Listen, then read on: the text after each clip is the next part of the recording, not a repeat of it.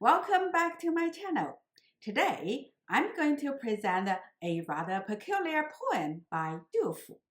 The title of the poem is 江南逢李龟年, Run into Li Gui-nian in the south.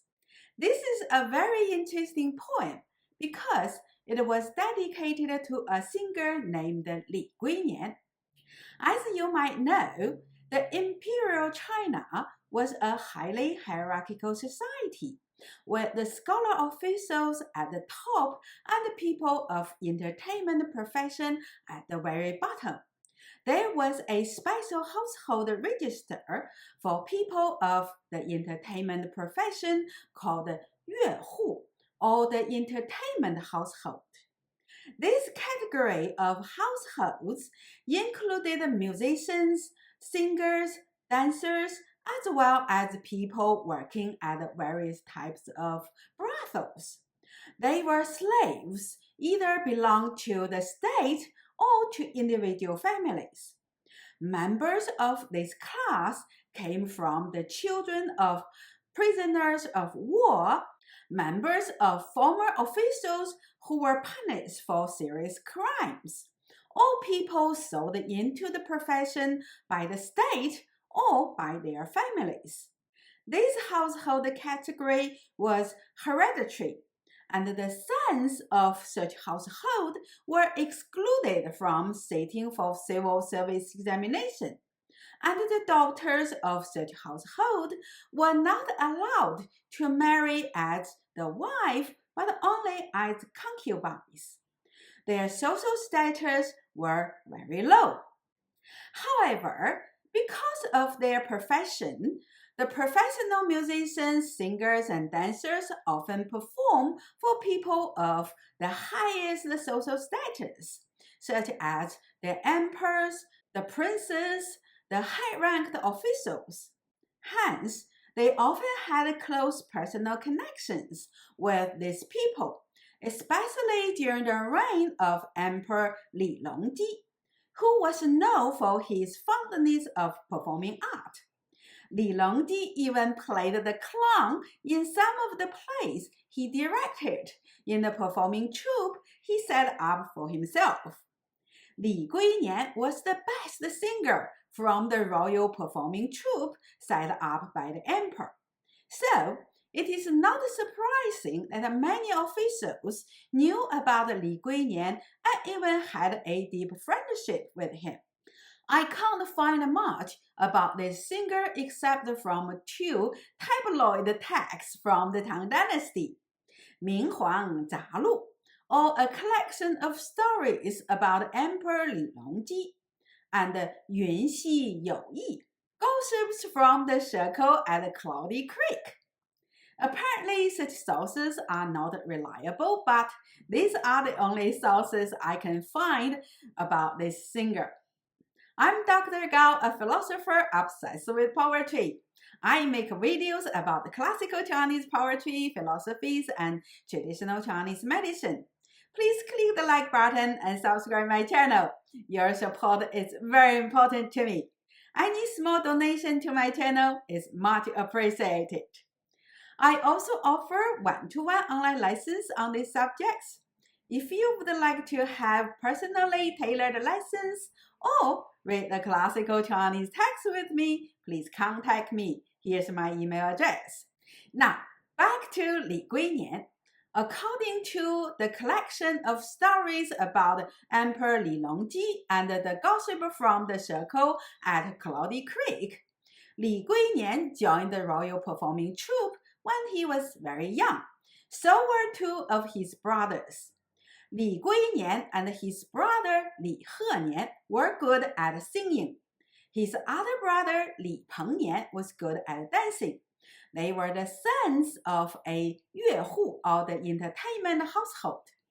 Some of the sources claim that Li Gui-nian was the grandson of a former high-ranked official named Li Huaiyuan. It is possible that the Li brothers were from this high-ranked official's family and were implicated when a member of this family were punished for serious crime. As I mentioned earlier, many members of the entertainment household were members of the former high-ranked official who were punished for serious crime or simply were the victim of court politics. Given how brutal the court politics was during the Tang Dynasty, I won't be surprised that the Li brothers were the grandsons of a former high-ranked official. It is a pity that I can't find any historical records that confirm Li Gui-nian's relation with any high-ranked official. Anyhow, according to a collection of stories about Emperor Li Longji, Li Gui-nian was Emperor Li Longji's favorite singer. He often performed with the emperor at the court while the emperor played the drum and several princes played the flute and other instruments. Li Gui-nian often sung the lyrics composed by the most famous poet of his time, Wang Wei. I made many videos about Wang Wei's poem. Here's the link to one of them. When Emperor Li Longji fled from the capital in 756 CE because of the Anlusan rebellion, Li Gui-nian also fled to the south. Yet, when the emperor returned to the capital Chang'an a year later, Li Gui-nian did not go back to Chang'an but stayed in the south. During his self-imposed exile in the south, Li Gui-nian often performed for the officials who fled to the south. Many Chinese scholars believe this poem was composed in 770 CE when Du Fu ran into Li Gui-nian at Changsha. The poem implies that it was in an occasion when Li Gui-nian was performing for someone where Du Fu saw him again. Now, let me read the poem in Chinese first. 岐王宅里寻常见，吹酒堂前几度闻。正是江南好风景，落花时节又逢君。Qi Wang, or Prince Qi, was the younger brother of Emperor Li Longji. He used to have the name of Li Longfan. After Li Longji claimed the throne, he changed his name to Li Fan to avoid the emperor's name. This was a common practice during Imperial China, that one should avoid uttering the names of one's superior, such as the emperor or one's parent. It is called 避讳, or avoiding the forbidden words. This practice varies during the different dynasties. During the Tang Dynasty, one only needed to avoid the names of the current emperor in written document. However, in other times, this practice can be abused by officials, creating ridiculous situations.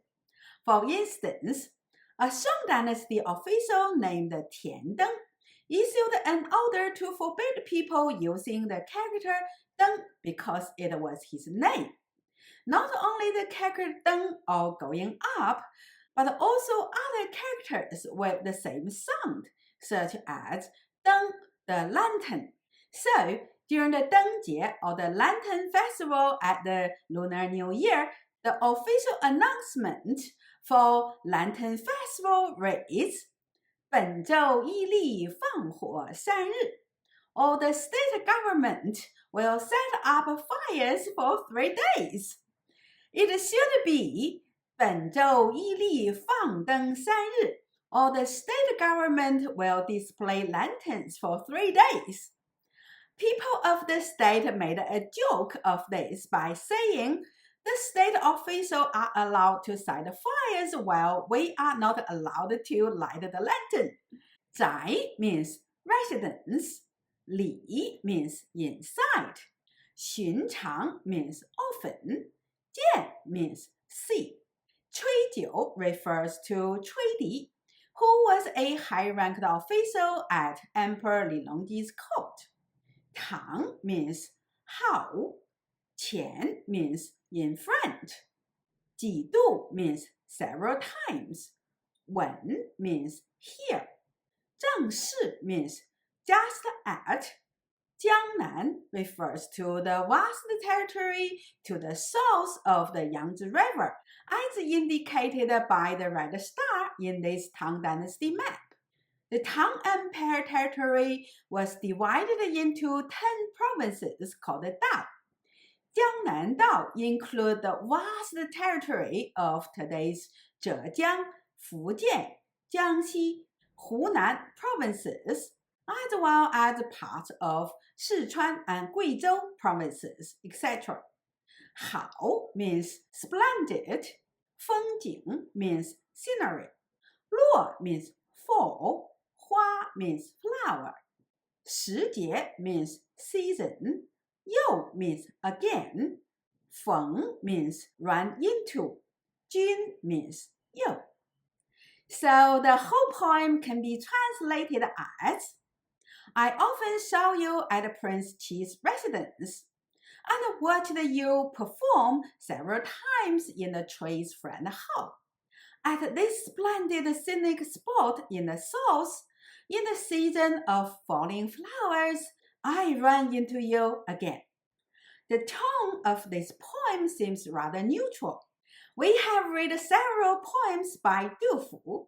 He usually expresses very strong emotions in his poems. Meeting an old friend after years of hardship, we might expect that Du Fu expressing very strong emotions.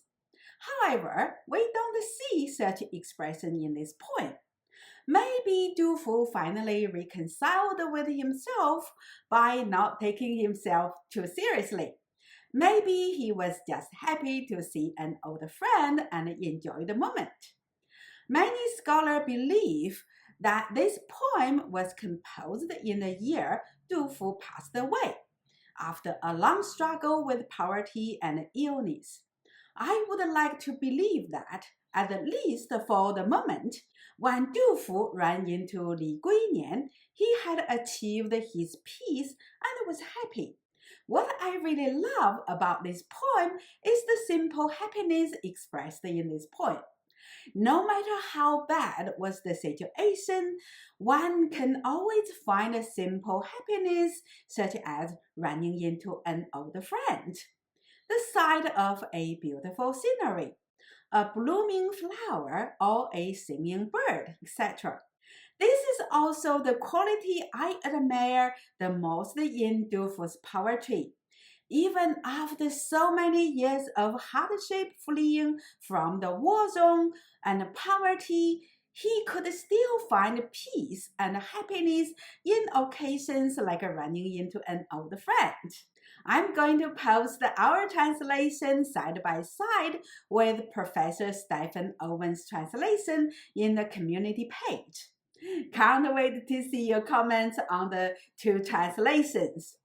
I'm Dr. Gao, a philosopher obsessed with poetry. I make videos about classical Chinese poetry, philosophies, and traditional Chinese medicine. Please click the like button and subscribe my channel. Your support is very important to me. I also offer one-to-one online lessons on these subjects. So, if you would like to have personally tailored lessons on these subjects, or read the classic text with me, please contact me. Here's my email address. Thanks for watching my video. I'll see you next time.